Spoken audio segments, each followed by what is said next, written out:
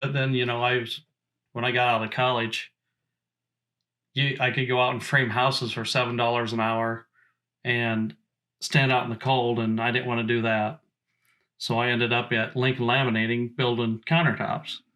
And then we just kept buying. And then all of a sudden one day I told her, I looked at the county assessor, I was like, wow, we got 24 places. You realize that? I keep it real and stay flipping keys, no weight. Eating good, I got a lot on my plate, but this is what I wanted, so I can't complain. The Minority Reports podcast, where we keep it real, estate, and entrepreneurship education for the minority of 3% action takers. Here's your host, Billy the Kid, and co-host, Dan Delgado. And we're back. You like that one? That was a good one. I see you okaying that you one. See my approval? Yeah, I was looking for your approval every time. I feel like you're so far from me right now. I was gonna say that too. We've got an extra wide table this time, but that's all right. That's what she said before the table. Oh God. What's good, everybody? It's your boy Billy the Kid. The Nino, aka Let me plug my book real quick. Your host, and then Dan Delgado. What's up, man? Oh man. I feel like we never quite tell people to subscribe to our YouTube at the beginning, so I want to start doing that. Yeah. So subscribe to our YouTube, the Minority Report podcast. And I want if you can thumbs up or thumbs down, that'd be awesome. Whatever, just something. Communicate with them. Yeah. It's funny because we run into people and everybody's like, "Oh my God, this and that," and it's like, just comment on YouTube. Even if it's bad stuff, I don't care. I want to hear it. Feedback, we're trying to get better. So criticism would be great. So subscribe to our YouTube, follow us on Spotify, Apple Podcasts, everywhere basically. Somebody should comment on the videos and let Billy knows that his hat's on backwards. Right? I think our guest will know more about that tonight. But how's everything going, man? Good, man. We've had a busy week. We've got a lot of recordings done this week. Yeah, and this month. Yeah, actually, there's a couple more that I haven't even brought up yet. Yeah. There's a couple more that I actually will talk off camera too that I need to talk to you about. So yeah, see, that's what happens. Billy was on Bigger Pockets, and now we're just famous. we got viral. We got 8 more subscribers on YouTube. Actually, it's funny because I've had a lot of people message me. And they're like, hey, where can I find your podcast? Mm-hmm. Or I posted one of the messages I received, and a few people messaged me off of that.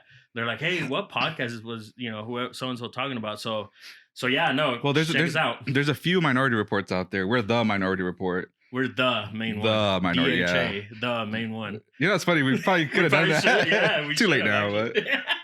we might rebrand later. No, we'll see next year. New when Billy and I break up, he can have his own. But I got book of the week, and real quick, yes, I am going to plug my book. The next few episodes, I'm going to be doing that because by the time these episodes come out, the book comes out January 3rd. And so far, man, the pre-orders and everything has been amazing. Today, I actually just finished up the audio version, and it's already up. It'll be up by the time this posts. It'll be. Your book will be available even. So the one that I have right now, it's a private link, and only the people that buy it through me directly will have access to it. Do they get your OnlyFans too? Yes. Sweet. All right. 2022. Multiple streams of income. But make sure you guys hit up my website if you guys want to listen to it before it comes out. Otherwise, January 3rd, it will be out on Audible and all the other good places that you could find audiobooks. So The Power of Being Uncomfortable, check it out. And then don't forget, we're going to be in Omaha because I think all these will be airing until then. This will air before your meetup. Yeah. So January 26th, I'll be speaking at Omaha. Site One Brewery. Yep, Site One Brewery in Omaha. So hit me up. Anybody out there that has any questions or anything, I'll send you guys a link to where you guys can grab some free tickets. So. And then we're actually planning on doing a live podcast soon after that too, so that'll be fun. Well, I wish I would have known that. Yeah, well, you should probably keep me. I'm more of the planner and organizer. And we're not going to talk too much, but we're heading out here next month. We're heading out of state we're actually for our first out of state one. Yeah, we get our first 100 subscribers and we blow up. Yeah. But so I got book of the week, and I'm gonna keep this one simple. So me doing music, a lot of the stuff I heard in this book are stuff that I had already studied before. And so it's titled 101 or 101 Secrets of Highly Effective Speakers. It's by PhD Carol Cranich. Hopefully I'm pronouncing her last name correctly. So it's very straightforward. 101 literally pointers for anybody that does public speaking. First one is, and I'm not going to go over all 101. I was like, what are you doing? 2 hours later. But a few things that I picked up. Obviously, eye contact. They talked about that. That's one of them. Make sure your voice carries. And that one, your voice definitely carries. You tell me that all the time. So, and then don't take things up on stage with you, for example, like a pen, because you're going to be clicking or fidget device. Yeah, right. Nowadays, that's what it's called. And then make sure your sound is good, which that one was one of the ones that reminded me with music. So what's crazy about that one is, with music, or if you're doing public speaking, if your sound is bad when you get on stage, the audience is going to blame you. They're not going to blame the sound man, expert Brian, or whoever did the sound. The sound man, they're not going to blame that person. They're going to blame whoever's on stage. So I remember with shows, we always get there an hour or 2 hours before the doors open to do a sound check. So it's that one reminding me of that. And then another cool one that I think everybody should do. And again, it reminds me with music, I do this too, where basically practice. And the book went as far as saying record yourself or even videotape yourself and watch it. And basically, even once you do the actual speech, do the same thing. And I think it's even with our podcast. I'm sure you pick up stuff that you're like, you know what, I'm going to do that better. I know I do great every time. I don't need to change. Perfect, Dan. PD. So, and it reminds me of like football, because it said to watch those and basically see how you can get better with the video that you recorded or whatever. And I'll leave it with the quote that the book ends with. It's a quote by Daniel Webster. And it said, if all my talents and powers were taken today and I had a choice to keep one of them, I'd ask to keep the power of speaking, for through it, I would quickly recover all the rest. Mm-hmm. So I thought that quote was pretty cool. So yeah, 101 Secrets of Highly Effective Speakers. So just want to make a point there. I've never heard that book, but it sounds like a good one. Mm-hmm. I was talking to someone just yesterday. So I actually started a mentorship with some real estate stuff and kind of just working through some goals. And we're talking about, when you approach possible sellers, like he was asking me, are you nervous speaking around people? Are you nervous for public speaking type thing? And I was like, no, not at all. But then I also remembered, it's never been an issue for me, but the CEO from the company that I used to work for before, I remember our first team meeting in the summer, the guy started talking, he was just giving a presentation, and just like the guy was just like magnetic. It was just crazy, the energy that he had. And I remember going up to him afterwards and just asking like, dude, like, how did you learn how to like speak so well, And it helped that he was like this charming English guy and had the accent and everything, that's kind of always works really well. But he actually mentioned that when he first became CEO, the company was smaller, and as it got bigger, he started getting all these speaking engagements. And in order to get better, he knew he hated it, he was bad at it, he was afraid of it, and so he actually started doing stand-up comedy. Jesus. In order to get over that fear. To another level. And it's crazy because like the guy's a CEO, and so it's like that crazy amount of like leadership skills and like I want to be good at this so I can teach, and so. He actually still does it to this day, just because like he just learned to love it. That's cool. Then he was also a really bad dancer, and so he started taking salsa dancing classes, and now he's a really great dancer. So I mean, just kind of a book is. What it reminds me of? The power of being uncomfortable. Yeah, that's true. No, you're right. Plug it right in. Yeah. Well, no, that's a good one, definitely. I mean, I think even if you are a good speaker, it's always good to kind of see those fundamentals and. Yeah, no, and like I said, even. No matter what, I mean, like I said, even this podcast or everything, I think I always try to listen and see what I can do better. And I think if you do that, then that's how you get better for sure. Yeah, so good one. But we got a few guests today. Yeah, this is the most we've had so far, I think. Yeah. Yeah, it is, huh? Once, yeah. Yep. So you want to let them know who we have? No, I'll wait. Let's bring them in. Woo! We're back. Did that hurt your ear? No. You were kind of like... Thought maybe you'd flinch with it or something. So I've been behind you guys for a while, and maybe not so much you two, but Stacey over here. But we have Brian, Stacey, and Amanda from Living Doors. It's a very exciting episode today. The reason is because it's a family thing that you guys have going on, and I want to tell you guys that I almost like see myself, and that's weird, but we're gonna go straight to it. I almost see myself with my daughters and my family with the stuff that you guys have going on. So we'll dive deep. If you guys could real quick introduce yourself, and we'll go from there. I'm Brian Brandenburgh. Stacey Brandenburgh. And Amanda Dickinson. And real quick, where are we at? We are in a house that we just purchased. Was it November 1st?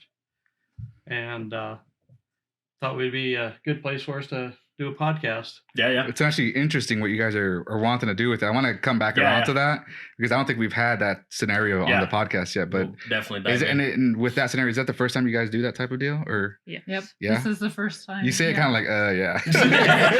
Maybe they won't be doing it again. Of course, the manager over there. Pushing on a little Okay. And real quick, if you guys let us know or let our audience know what your positions are in your company.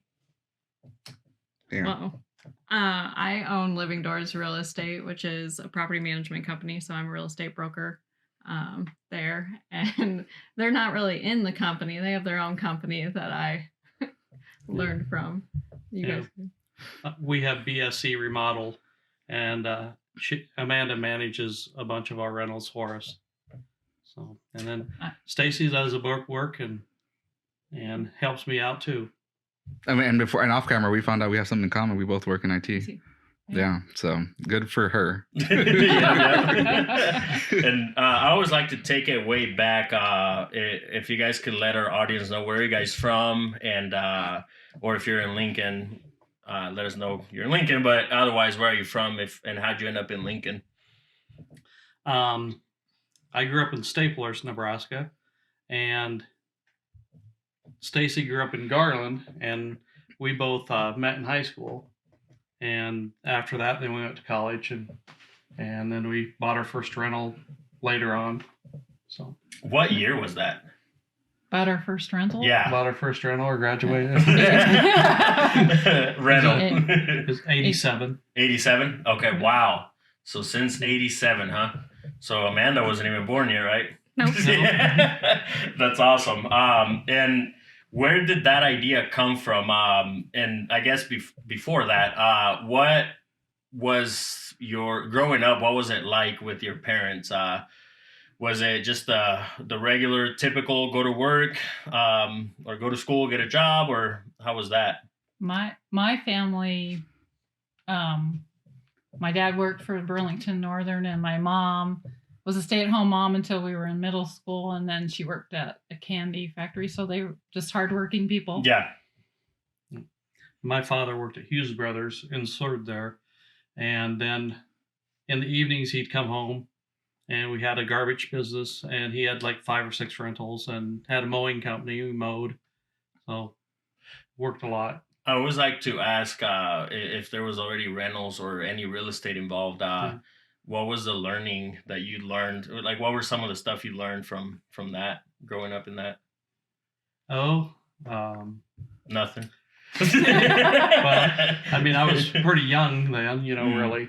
But I just remember some of the, like, cockroaches and the horror stories that we had people sleeping on straw bales, and then they would cover up their dog poop with the straw, stuff like that, And so, but yeah, that's what I kind of remember. Yeah. But what about like business? Is there anything that comes to mind business-wise that that clicked in your mind, even though you were young? No, not really. Not really. Did you help? Like it? Oh yeah, I mowed yards, and okay, we cut trees and did all kinds of stuff, hauled garbage. Okay. So where did the love of real estate come from then? Was it then, or because it don't sound like it was then?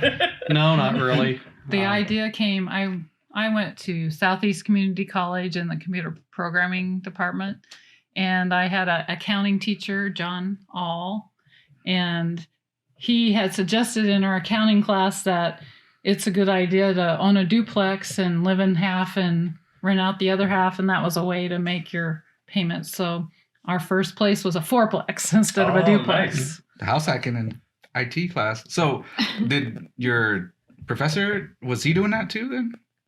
Or He was kind a of real estate agent. Oh. No, okay. that was Glenn Morey, but Oh, John Glenn All Moore. was Oh, the yeah, accounting was Glenn teacher. Morey. Yeah. Yep. But one of my IT professors, Glenn Morey, he was a real estate agent, so he was helping us Oh. buy our first So places. Yeah. Which is awesome because a lot of the stuff you hear, I mean, they don't teach you those kind of things in school, if that makes sense. And so that, I wish I would have learned that Oh, then, you know. So how did the first rental came about then?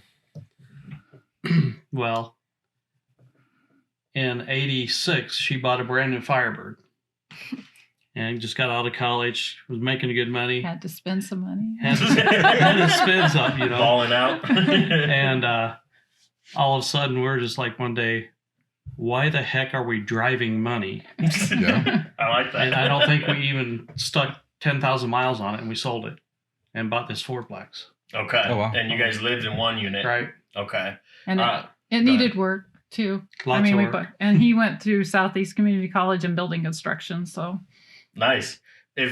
How much did you buy it for then? 44,000. Wow. Yeah, 43, Jesus. 44. Yeah. I wish I would have been born. You don't still have it, do you? Yeah, Or we you do? still Wow. have it. Yep. Yep. What's Okay. it worth today? It's 100 and something now, but it's one of our cash flowing. Yeah, places. Well, yeah, it's paid off, I guess. I'm like, maybe. we used it to buy other places I was like, too. yeah. And I do want to mention that all the conversations that we have, it's always about investing in the long run, and you guys are definitely keepers. So there's a lot that I relate with you guys' story because that's the stuff that I do is the generational wealth.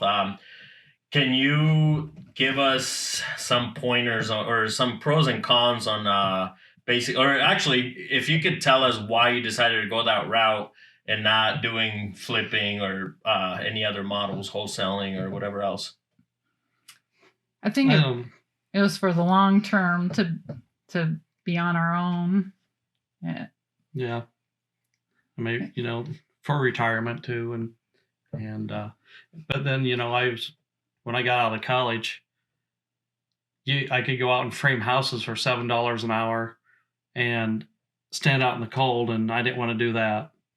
So I ended up at Lincoln Laminating building countertops, and then we just kept buying, and then all of a sudden one day I told her, I looked at the county assessor, I was like, wow, we got 24 places. You realize that? You know, So when you guys started buying, so that first one you sold, the Firebird, was that for like the down payment, I'm guessing, for the loan?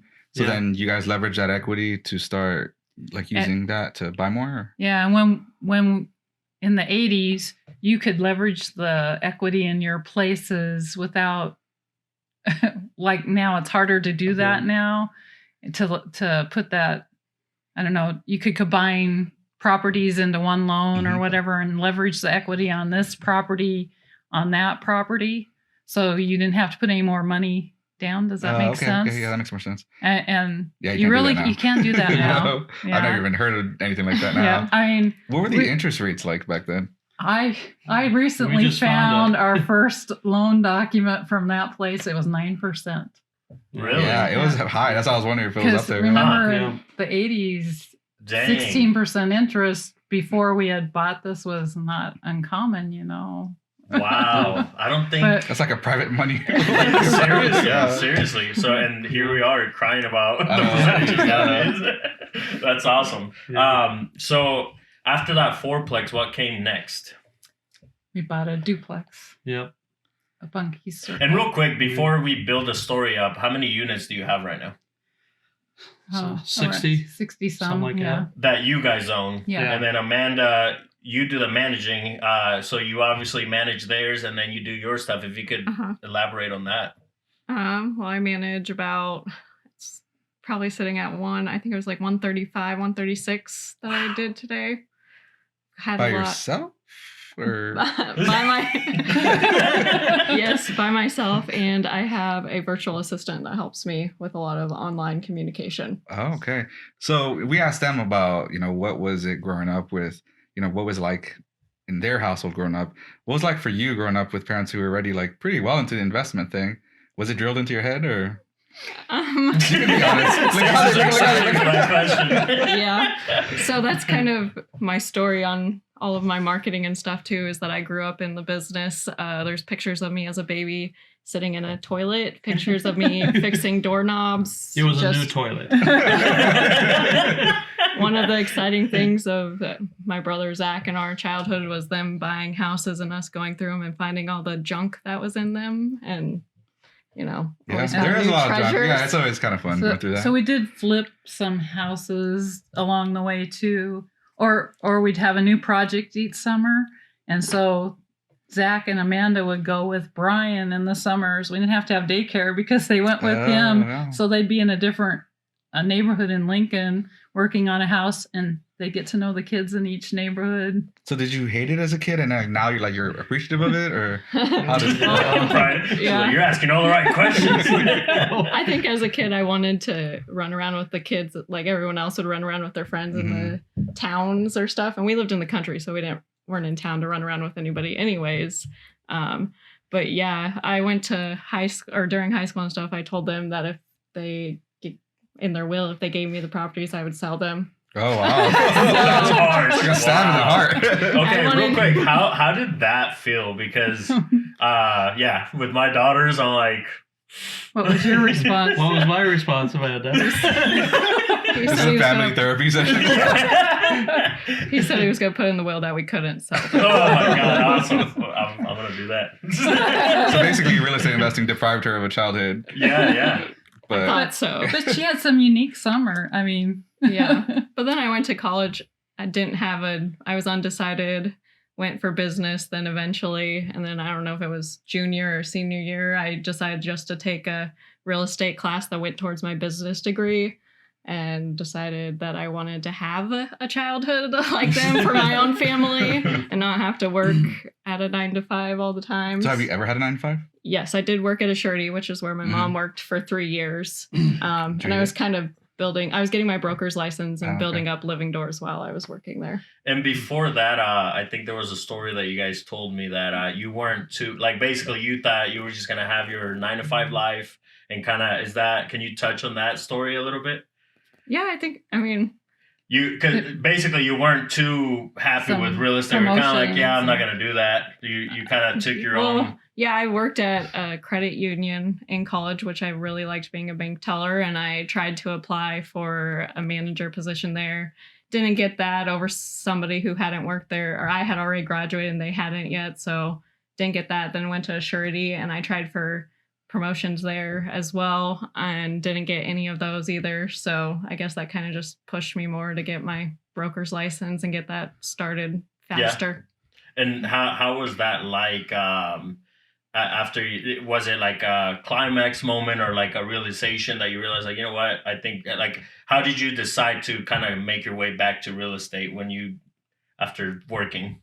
I think it was just the not getting those jobs and knowing that I would have been good for those jobs. So I was just going to do it myself. I think one day she come home and said, I'm just getting my broker's license. Well, yeah, because you kind of feel like you're not in control of your destiny at that point. Yeah. Because it's, like you said, someone that was underqualified for the job. Yeah, maybe just because I didn't have the certain name or the certain connection within the organization or something like that. So. Okay. And she said one day to me, she says, well, I want to grow up. I want my kids to grow up like I grew up. And I said, well, there's only one person that can do that and make that happen. If you want help, let's do it. So here she is, 4 years later. So how does that make you guys feel as parents, knowing that you had them do these things as kids that they probably hated, but now, they're both in the business, they're both happy with what they're doing. Like, how does that feel? Rewarding, maybe? Yeah. Like it paid off? It's like, ever since she was in a car seat, she was sitting in the corner of one of the rentals and I was working and I'd stop and feed her. And so she grew up in it. So we kind of trained them through the years to grow up in it. And then, Did you ever have any like doubts in your mind that maybe they wouldn't end up in real estate? Well, They could do whatever they want. Yeah. Either way, we you guys weren't. are fine we with didn't it. care. They I didn't mean, push us. Well, like Zach, he was signed up to go to building construction out of college or out of high school, and then just one day, nope, I don't want to do that. I want to do auto mechanics or auto collision. So he went to Milford for that, and then right after that, he did auto mechanics. So now he would like to start his own. He's got his own business going a little bit, but he also has bought 2 rentals already, and so he's doing both. He's getting the ball rolling then. Yeah. Awesome. So he wants to buy more and keep going. And Amanda, I asked them already. So what were some of the stuff that you remember that they taught you? And please don't say nothing because they're right here. Like, what are some of the stuff, just being either a kid or a teen, what were some of the stuff that stuck to you as far as like business and investing that kind of came back maybe later on, and even now you're kind of like, you know what, that makes sense? I think it is just like hard work and creating your own destiny to go do things and not waiting for things to happen for you. That's what they did. And that's what they didn't necessarily drill it into our heads, but just watching them work and do what they did to create the lifestyle we had of flexibility, them always being at our events and stuff, just kind of taught us to do it that way. And yeah. Which is that I think that's major right there, what you just said, being at the events. Basically, a lot of families out there don't do that because they're having to work 2-3 jobs to keep up with the bills, and they're still paycheck to paycheck. And a lot of these kids end up kind of racing themselves or alone. And great that you brought that up. I relate to that because that was one of the reasons why I jumped on it as well, was because I didn't want to miss a dance or the volleyball game or soccer game. I even ended up coaching. I think you've made a few jokes about my soccer coaching. But Not me. Right, not Brian. But that's the reason why even today I posted something on my Instagram that it's like at the end of the day, it's not even like it's about the freedom. That's literally it. Looking back, it's like, even if I'm just barely getting by, let's say, with, it's the freedom that comes with it. Even if your bills are just paid and you get to do whatever you want, follow your passions. And basically, one thing I love with Amanda, on your social media, I mean, you're always with your kids, actually, and not even, I make you sound like you're like only a social media mom or something. Not just social media, like every time that we met up for lunch or they're always there. And that's one of the things that I loved, was, the whole family thing. I mean, you showed me a picture of your daughter being stuck at a door already and one of the places. How do you handle being a mom and doing the showings and all that? I mean, it gets busy. So how do you handle that? Put them in a car seat and drive with me. That's they did it with me, so I know it could be done, and I'd rather them not. If it's not that, it's me going to have to go get them from daycare, going to get them from here to go have to a showing and stuff, because showings don't happen your normal hours usually. There's going to be hours that are late, so I'd rather them be with me and watching me work and all that stuff. And yeah, some days I don't get a lot of work done, and some days I get a lot of work done. Some days I go to grandma's while I get the important stuff done. And if you had somebody that's aspiring to maybe get their broker's license or become or do management, what are some of the stuff that you would tell them to help them? You do? Find a good mentor. I mean, that's where I learned it. My parents obviously are my mentors, but we also have gone to lots of conferences to learn how to do things and stuff. Just find someone else that has done it and learn from them. Excellent. Got a quick question for you guys. With you guys bringing up your kids in this, did you guys have anything like special? I don't know if rituals is the right word, but special things you do as part of like bonuses of being in investing? For example, like every time we get like our 10th house, we'll go to Disneyland or something like that. Like I've heard of parents who do that kind of thing. Did you guys, I mean, other than having the freedom and doing all the things that they would, you can go to all the games and stuff, and you probably took a good amount of vacations. Was there anything that sticks out to you that you I might don't have know done? if we had any rewards, but No. of course we've been to Disneyland, Disney World. We've been to both of those places. Gone on, Girl Scouts, you got on trips and stuff. Mhm. yeah. I get to stay home alone. No, but like I think it just you made a really good point about your parents being at these events. I was talking to an investor the other day who was saying how his son is in college baseball. I think it's college baseball, and they're just like doing their tour of games, and he's going to every single one because he's able to. And he was talking to another one of the dads, and they were just like talking, and the investor was like, yeah, this is what I plan to do. I plan to be at every single game this season. And the other dad's like, wow, you're so lucky. And, he's like, no, it's not luck. Like I've worked decades, Wait. to do that. Before she came along, I mean, we purchased things that needed work. And so we would work our 9-to-5 jobs, and we would go to the properties at night. We'd work till 1 or 2 in the morning, get up again the next so day, hard. go back to our jobs, and then be back at the property again that How night. long did you guys do that? Till let's Years. see, Years. Huh? we started in 87 and she was born in 93. It got hard when you first Yeah, have a baby. It's right. hard to do that, so Yeah. we couldn't continue keeping that same schedule then. Yeah, that'd be tough. But by then we'd had a few properties that we'd already done that with. Mhm. And so let's take it back then. We're sitting at 60 doors right now with your portfolio. You said the first one was a fourplex and then a duplex. What happened next? A duplex. A duplex. Yeah, So is a lot of the portfolio duplexes then? four units and under. Houses, duplexes, fourplexes.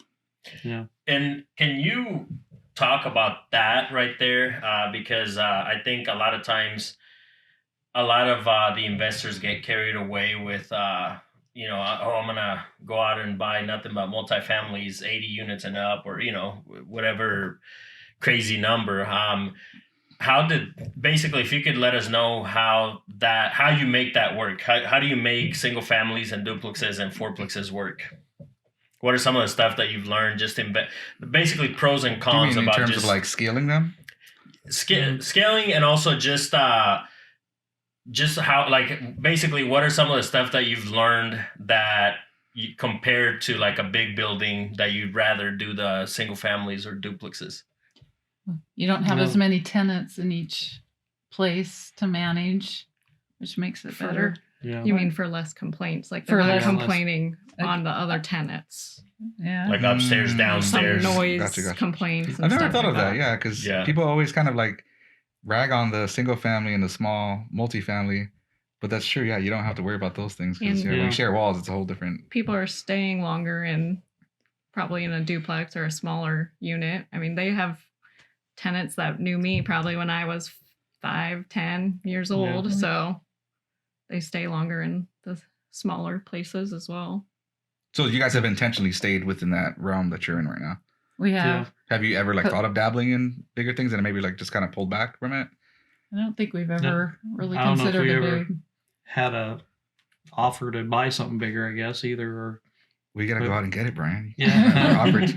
Well, I mean, well, like right now, people call us. So like this house here. Mhm. He just saw him at Menards one day and said, "You want to buy my house?" And how much? And he said 195. And then he texted me one day, "You want this house?" And he shot me a lot less price. And I said, "We'll take it." All right. And it's funny because Yeah. I actually talked to the owner trying to buy it too. Was it like on the MLS? Or No. was this a, No, we went to high school with his wife. And Okay. Yeah, I just asked for like the price, and then and actually that's a great point right there, because as soon as he told me the price, I kind of just let it be. I was like, all right, cool.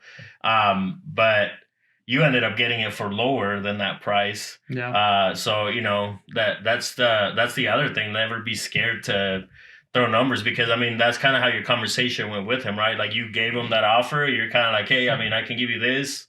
He gave us the offer. Oh, And we just said, "Yep, we'll take it." And he's like, what? No, and he didn't believe me, so he had to call me. He said, "You're real for real, man? What's going on?" No, I said, "Yeah, we'll take it. We'll be over with purchase agreement tonight."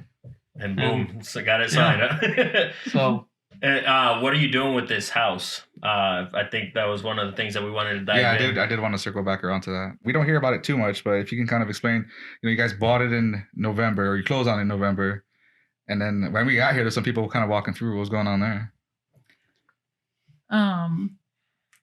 They're tenants that Amanda's had. They're long-term tenants of me. The girl she moved in college with me with a roommate, moved out, and then came back to me with that same roommate, stayed a year, then moved in with her boyfriend in another place, and they had a baby. Now she's pregnant with her second baby. So she's been with me a few years, so I know they're good tenants. And real quick, before you continue, to the point where they were they came at you kind of like, hey, like after they moved out, like they came back like, yeah, you're probably one of the best landlords that we've had. Like, that's the reason why we're back. So I thought that was pretty cool. Yeah. They keep coming back and lived 3 different places.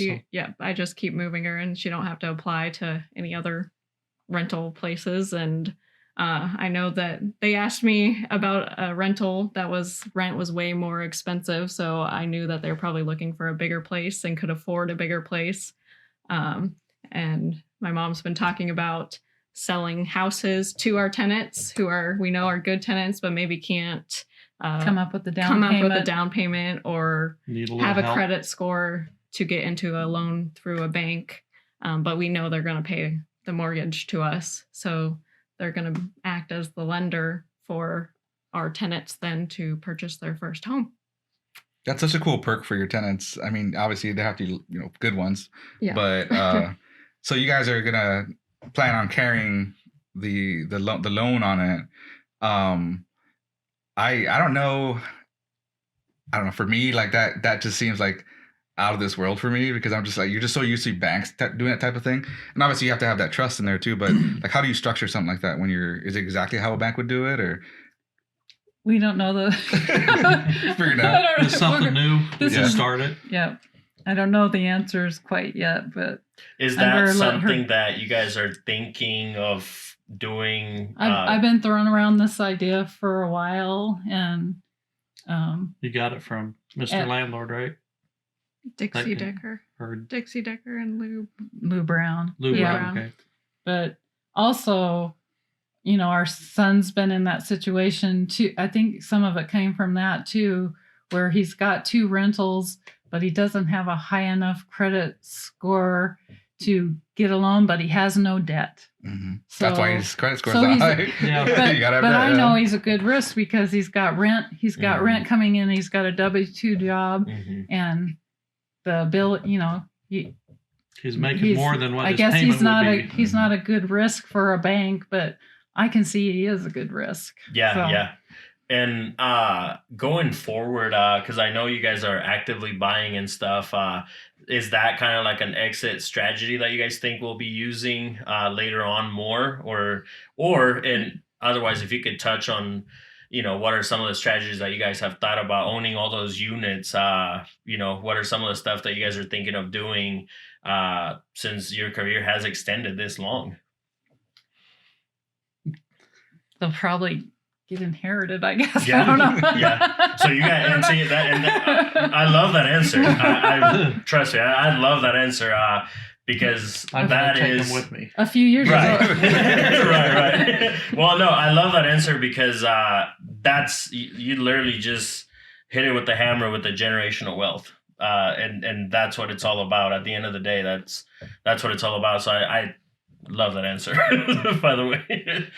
So I don't know if we touched on it, but Amanda, do you manage properties? Do you have any of your own outside of like what's in the family? I was partnered on 3 rentals with other side of the family, but those have dissolved and they actually purchased them. So right now I don't, but at our own house, we have an acreage and we have Airbnb on it. And we're putting couple other tiny homes in Airbnb, those to help pay our mortgage. Yeah. So I didn't realize you guys do an Airbnb. That's how can you touch really quickly on like your experience with Airbnb? Is it some people hate it, some people love it. I don't. Nobody's like really in the middle. Well, it's at our house, so it's kind of easier, and it's just like a little section of our house. So it's part in our house, but it has a separate entrance, its own bathroom, and there used to be a washer and dryer in there, but we made a little kitchenette there, so they have a kitchen instead. No stove, just a microwave and fridge. And we're out by Branched Oak Lake, so we're kind of off of I-80. And we thought we would get a lot of lake guests, but we've been getting a lot of I-80 people traveling across the country. And we allow dogs, so it's been very successful because people will come and stay at our Airbnb instead of like hotels in Lincoln. That's a little unexpected, but that's awesome. Yes. It started out when Stacey came home one day and calls me and says, the Faulties has left a note in our door. I said, okay, what they want? Us to buy their house. I'm like, what? Okay. So it said, come over and talk to them. So we go over there, and we knew Amanda would like to live out that way. And she just lived a block to the north of this place. So we went over and talked to them, and Amanda didn't know if she really liked it or not. It was so dark in there. They had all the windows covered up. And finally we just said, no, we don't want it. Well, you need it. And This is the seller telling you. Yeah. it's like, what? She saw her kids playing there. In the yard. So we took off, and Amanda said, well, I'd like to live there. And I said, okay, we'll buy it. You figure out how to make the payments until you move there. And she goes, Airbnb. There you go. So we Airbnb'd the whole house for like a year. Yeah. Oh, wow. And So, then I moved there. But right when we were doing all that negotiation, the pandemic hit. Oh, God. Yeah. And, Couldn't our say no. initial thought was we'd get people going to the Husker baseball games. We would be Football at, games. well, football, not baseball. Volleyball these days. Volleyball, yeah. well, but at that time, March would have been baseball and then football more. But of course, that didn't happen. And so we're like, oh, now what's going to happen? So they still continued and got the little section in the back ready It's just to a rent. 2-person unit. Yeah. And they started Go ahead. Sorry. Go ahead. They started Airbnb that. And then they got the whole house ready because she wasn't ready to move in for like 5 years because It was going to be 5 years. 5 years. Until the interest rates got so low and then we moved. Yeah. But so then one day, Wednesday night, we are listing our house tomorrow and moving this weekend. And I go, what? I said, well, I can't help you. Why? Because Zach's moving also this weekend, our son. So both kids are moving the same weekend. Wow. It's like, okay. So back to so they got the whole house ready. And then what turned out during the pandemic was that people would families would meet there. One from like Wisconsin met their family from Colorado there. They weren't comfortable going to hotels. So they would rent our whole house to have their family things there. That is kind of weird how that worked out because I think a lot of people were worried about those short-term rentals.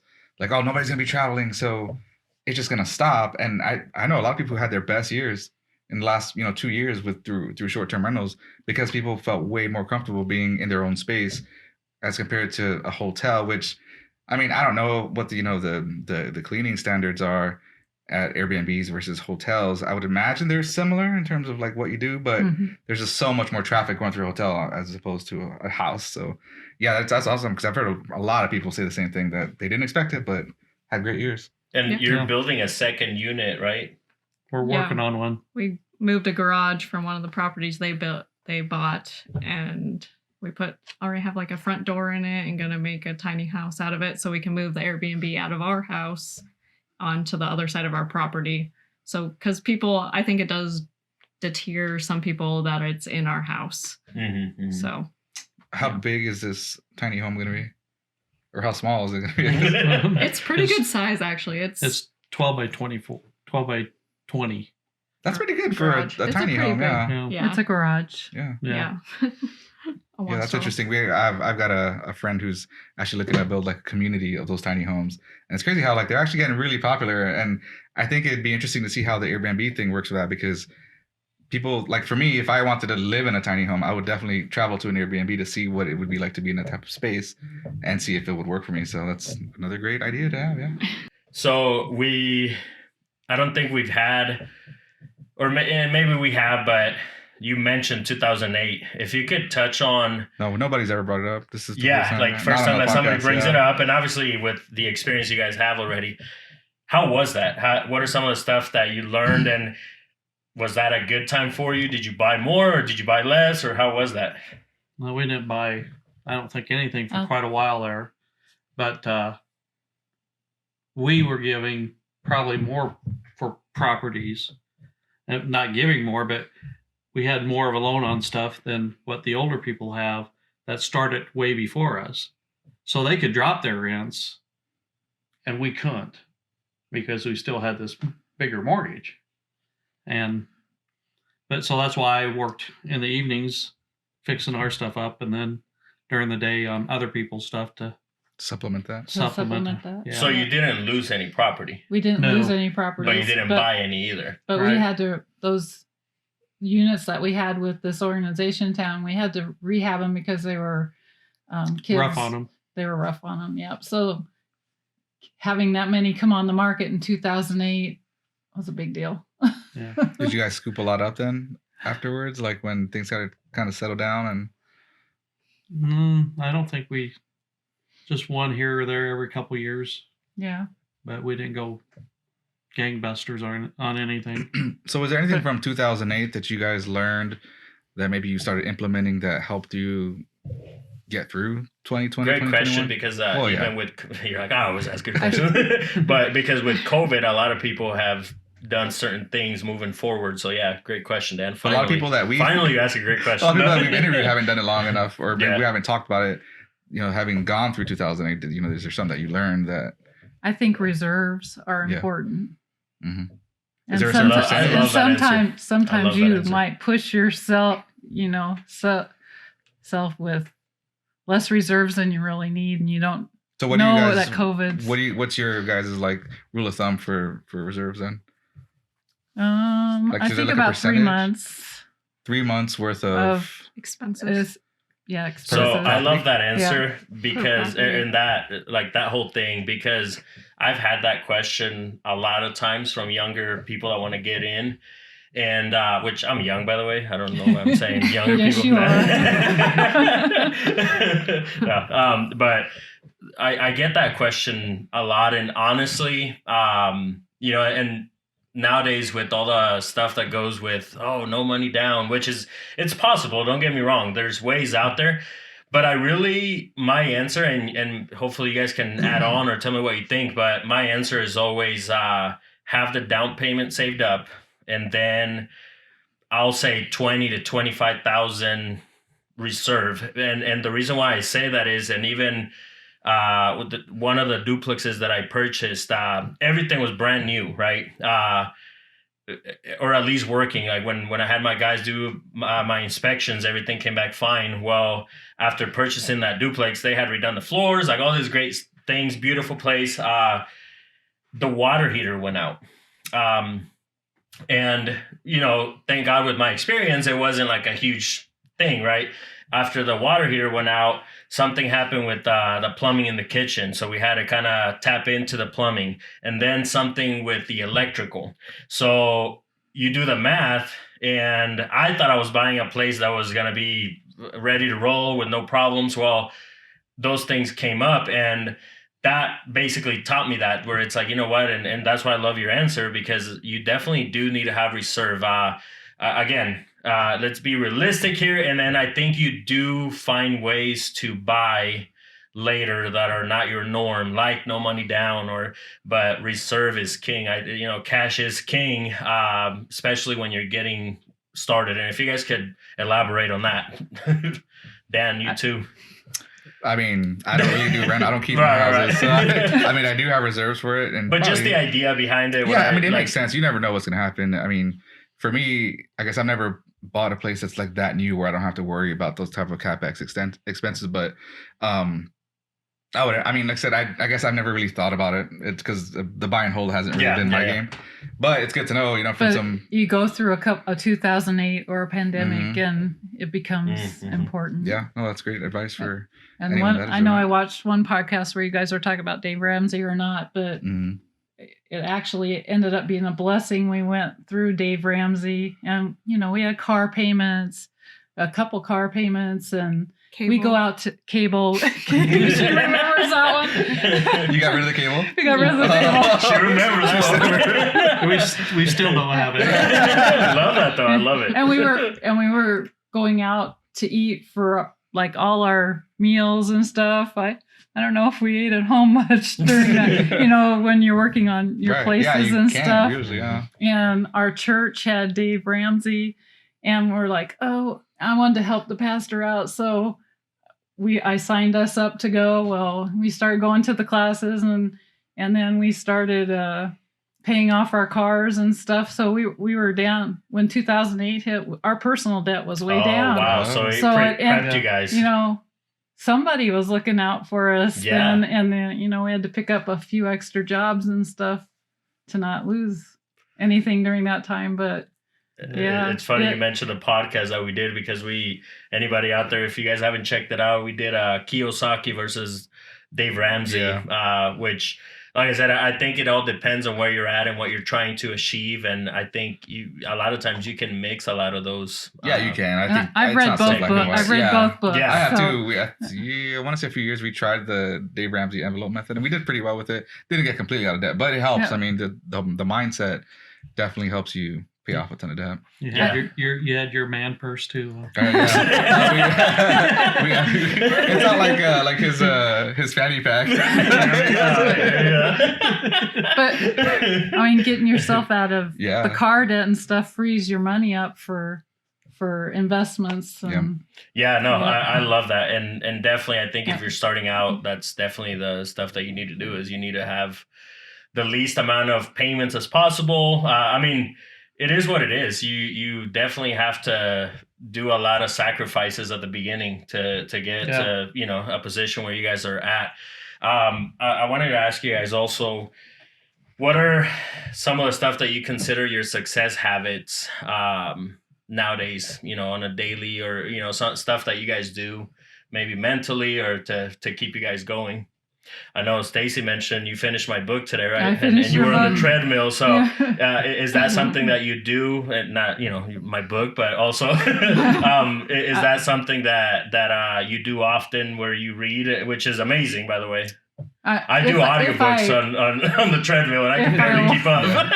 If I walk on the treadmill, I'm reading a book because it makes the time go faster. Yeah. But I walk every morning with a friend in Raymond since the pandemic started, because mentally it just helped for us to walk and to solve all the problems while we're walking and get in your car and nothing was solved. But I love that. Yeah. What do you got, Brian? I don't know. You just get up and go every morning, and you're riding a bicycle now. A stationary bike every morning. A stationary bike. I ride 5 miles every morning. And I think he plans more at the end of the day. You get all your stuff ready for like the next day. Yeah. So pre-planning the night. Okay. And then what do you do? I get up at between 4:20 I've seen that. 5:30, and I will first make sure the kid is fed and she'll sleep for a while, and I go work out for an hour, read a book, little journaling, and then if I can get in some work while the kids are still sleeping. Wow. So I love that. Mom, super mom. I love it. And right now, with the portfolio that you have built, is there anything different that you're thinking of doing? I know we've been talking about like maybe other sources of income, multiple sources of income, streams of income that maybe are real estate related or maybe not. Are you still kind of just trying to find other avenues or? Yeah, we're looking at other stuff. Our son wants to, for some reason, get into the trash, and my brother's in into that, and I grew up in it too, but he kind of wants to just do small containers. So I'm not sure if that will happen, or we'll have to just wait and see. So Hers would probably be the private lending. Yeah. I think that's her exit strategy from her work. Which is amazing. I love that. Yeah. I love it because it's more passive for sure. Yeah. And then you said you're gonna try to. Have you looked at any places or anything of like to invest in your own, or? I think our focus is on the Airbnb stuff at our land first. Other than that, I've talked about it for like a year, doing coaching for like online coaching with property management. Just haven't had the time to actually sit down and do it yet. Because she's got good procedures for her company. Yeah. Well, I mean, that many doors. I mean, well, we were talking the other day that. about building your business up to with a franchise model. Because if you can have that mentality of I'm going to franchise this, then you have you seem very organized. I mean, with you waking up that early and everything. But yeah, if you have that sort of process down and you can mentally franchise it that way, then you can totally do the coaching. It's exactly what it is. So. That's kind of what it is for me, to try to find more outsource for my management company and have online courses or online stuff, classes that would help another stream of income that's a little less work, more heavy work up front, but less work as it goes on. Gotcha. All right. Well, this has been amazing. Thanks for having us. And once again, I love your story. That's the reason why I've been behind you guys. So I'm glad we were able to throw your story out there, because the whole family thing and all that, again, my hat's off to you. I would take it off, but my hair's all. But so is mine. Those of you watching, just watch why he made that comment. Or if you're not watching, you're only listening. But no, I love your story. Like I said, I'm excited to keep talking and texting and hearing your funny stories. This man has a lot of funny stories from tenants. Like, I swear, any little thing that I bring up is like, oh yeah, one time.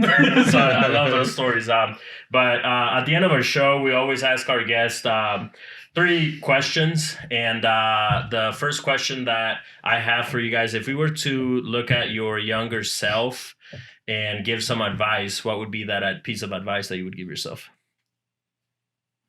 And we could do one at a time. Yeah. Why not? I'll probably maybe pay off stuff faster. Maybe. I don't know. I'd say we should delegate sooner. Delegate stuff sooner. I love that. I love both of those answers, actually. I mean, now that I think about it at our age, it's hard to maybe pay the bookkeeper or get an employee or whatever.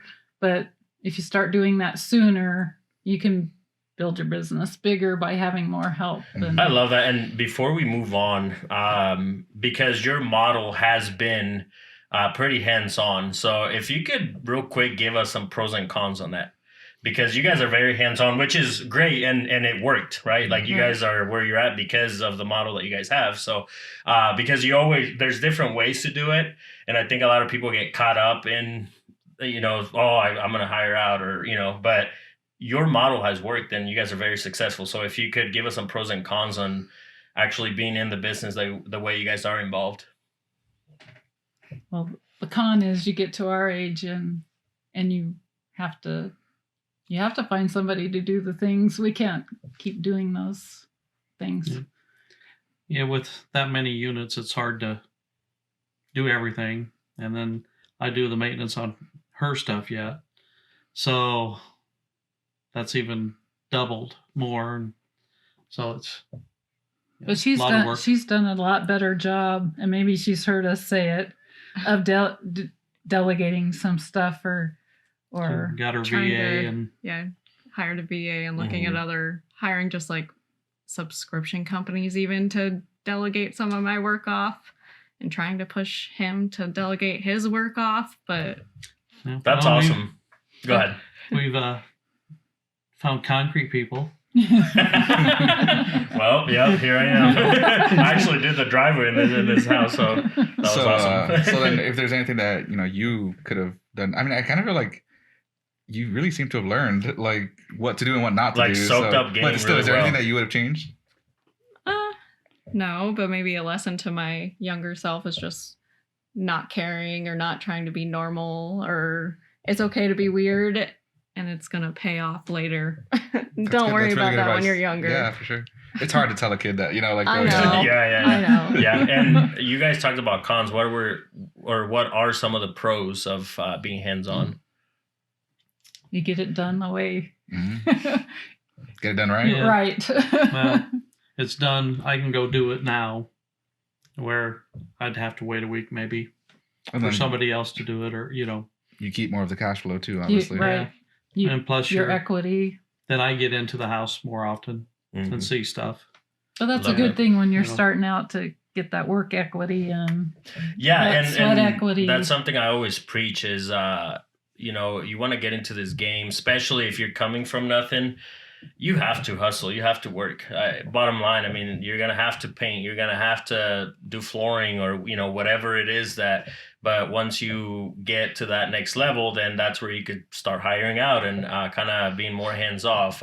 And the experience that you gain from that, you'll kind of know what to expect when you do hire out and stuff like that. So I think that I love those answers. The next question that I have for you guys is, if there's a 3-step formula to success, what are the 3 steps? Start with got 'em? Brian. Or we'll start with Amanda. Yeah, actually, great point. Yeah, that way we can go back and forth. So Amanda, go ahead. At the end of the show, you start. I know. Why didn't you do this sooner? I'd say make your own success. Ooh, I love that. Create your own opportunities or something. Or something. So you know what? There's 3 steps. steps, so you can each get a step. There you go. There you go. Yeah. So that's 1 step. Yeah. just do it. Work hard. Yeah, Or I just like do that. it. Just do it. And then Brian? Can't think of the guy. Always had a round to it. You remember who that is? Zig Ziglar. Zig Oh Ziglar. my God, I love him. He we went and saw him speak, and You always think- did? yeah. Yes. Oh my God. Was that in We're Carney? old. Can I get your autograph? Can I get your autograph? Because you were with. But he handed these little round coins out, and it says a round to it on it. And he said, "Here, you hand this to people." When they say, "Oh, we can't, you got time, or can't do that," Or no, get around to it. love Okay. Yeah. when, So- when I get around to it. Yeah. So Yeah, now yeah. you give them around to it. Then I I got love it. it. I got it. So, I Make guess your own I- time. Make the time. Yeah. Yeah. You can't find it. You just got to make it. I And love he- that.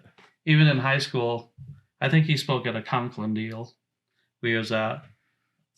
I mean, when I sold Conklin products, I would just walk up to the door, didn't know what the hell I was going to say, knock on the door, and boom, I'd go and I'd make a sale and Mhm. out the door, and pretty soon, 2 months later, they'd be calling wanting more product. So I guess I don't really have a plan or anything. Just Yeah. go and His plan Just is do it. talking. Get it, yeah. Get it done. No, I love that. And it's funny, Brian, you've actually made a couple times, or if you've made the comment of get uncomfortable a couple times to me, which I love. There's times where we'll be talking and it'll be something like, oh yeah, I don't know if I should do that. And then you'll be like, get uncomfortable. So I So love is he where you got the idea for the book or the title? No, this is after the book. Yeah, it was my idea. So he's- It was okay. Brian I was who saying, wrote- like, you gotta get some royalties there, Brian. How much are we Brian wrote the paying book and he planned it all out. That's amazing that you guys actually got to see Zig Ziglar. That's awesome. I've listened to a lot of his tapes and stuff. That was probably in 85 or something. 85. That's And then awesome. The other Mr. Landlord, Jeffrey Taylor, Uh-huh. he's been somebody that we've went to gone some of over. his things. Yep. That's And awesome. yep. I love that. Did you guys get any autographs or anything from Zig? No. No. Darn Unless it. it was in the book. I'll have to go look in the book. I still have the book. I'll buy it. Dear Stacey. Yeah, I'll scratch it. Because it was in Kearney, wasn't it? We went to Kearney and saw him, didn't we? I think we saw him there too. But he was That's awesome. He spoke in Shakopee, Minnesota. At Oh, the when Conklin, we when were we went up to the there. Conklin Yeah. deal. That's so crazy. Love that. That's definitely learned something new today about you guys. That's a great thing. And then the last question that I have for you guys is, if you guys were to write a book, what would be the theme and or the title? My dad had a title earlier. What was your title? What was it? Get uncomfortable. It was like your 100 funny things tenants say, or 100 funny things. It's so funny. I can see you writing that. That's hilarious. It's like, I mean, you get a tenant that calls you and says, "We locked ourselves out of the house." And it's like, okay, well, we're in Staplehurst. They're in Lincoln. So we drive back, and they just really didn't care. We got there. They're sitting on the hood of their car with a pizza and 2 glasses of wine, waiting for us to unlock their apartment. You know, it's just the funny things tenants do, or something like that. That's funny. Yeah, you probably got a ton of stories. Yeah, that would be a good one. That'd be a good one. I'm telling you, every day, like there's a story that I hear, and I'm like, oh my god. Also, I don't know, we can name the store or not, but you found a book at a certain hardware store that you weren't too happy. What was the title of that book? Tenants. DIY. Yeah, DIY. Let your tenants do the work or something like that. Don't call your landlord or something. Yeah. He was so mad when we were talking about it. He's it's like, in my van. He was mad. He was like, "Are you kidding me?" Like, because it's true. It's like, there's some, like, a lot of stuff that the tenant shouldn't touch or do. Yeah. So it was so mad. But so that would be your book. What would be your book, Stacey?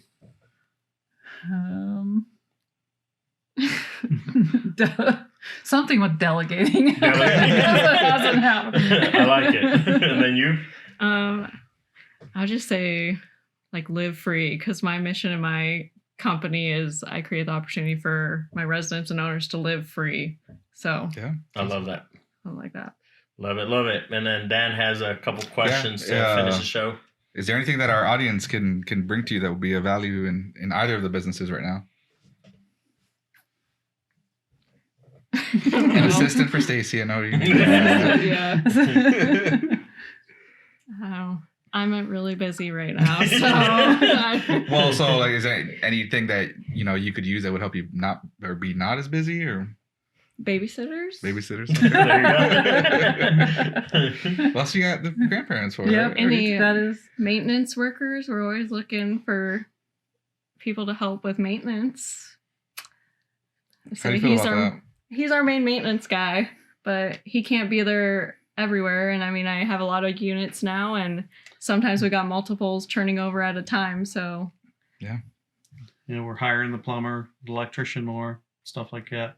we got cleaners. So I take that back. Okay, we have started Yeah. doing To some delegate delegating more. they because have. we used to clean. Yeah. I would say just recently they started hiring cleaners Well, too, that was in the last 5 years. November when we bought that fourplex. With Dale come over, and we bought a fourplex, and we had a walkthrough with landlords. And a friend of mine says, my partner quit working. We were building buildings. Me and my girlfriend thinking about cleaning because she cleans for her sister. I said, bring some business cards to the fourplex, and all these landlords are going to walk through and check it out. And that was just 2 or 3 years ago. And after that, we're just like, call Dale. So now if there's a stove, she'll call me and go, oh, that apartment's not too bad. Clean the fridge, clean the stove. Call Dale. I don't want to do that anymore. Well, you're getting used to it. That's good. No, I love that. Love it. Well, once again, thanks for having us. And actually, real quick, before we get out, where can people find you? I saw your question, my bad. Facebook, Living Doors Real Estate, and then on Instagram, I think I'm Amanda.Dickinson on Instagram. You can't find us anywhere. No That's Facebook, good, no right? Instagram for you guys. They're personal on Facebook. yeah. They don't have no business. Yeah. Yeah. So you've Website? Actually, our taken- Facebook is Website. together. Stacey and Brian Brandenburgh. Nice. My website's rentlivingdoors.com, There you which go. I just got redone. So Sweet. Well, we'll Nice. have to check it out. Yeah. Well, thank you guys. Yeah, this is great seeing like the family dynamic and kind of what he and I are working towards. So it's kind of cool to like look into the future of like what's Mhm. possible when you guys do it right. So yeah, thanks for having us. Thanks for the food. It was amazing. But everybody, make sure you guys hit up their website. We'll put the link on the description of our stuff here for this episode. And make sure you guys subscribe to our channel on YouTube. Again, we're going to be pushing you guys more to do that. It's the Minority Report Podcast. And also make sure you guys follow us on Instagram at the.Minority Report Podcast. And let's get it, baby. Vámonos. Let's get it. My hand to please don't segregate. Dress in a suit, I can't relate. Minority Report, can't ignore being rich from poor and your credit score. My hand to please don't segregate. Dress in a suit, I can't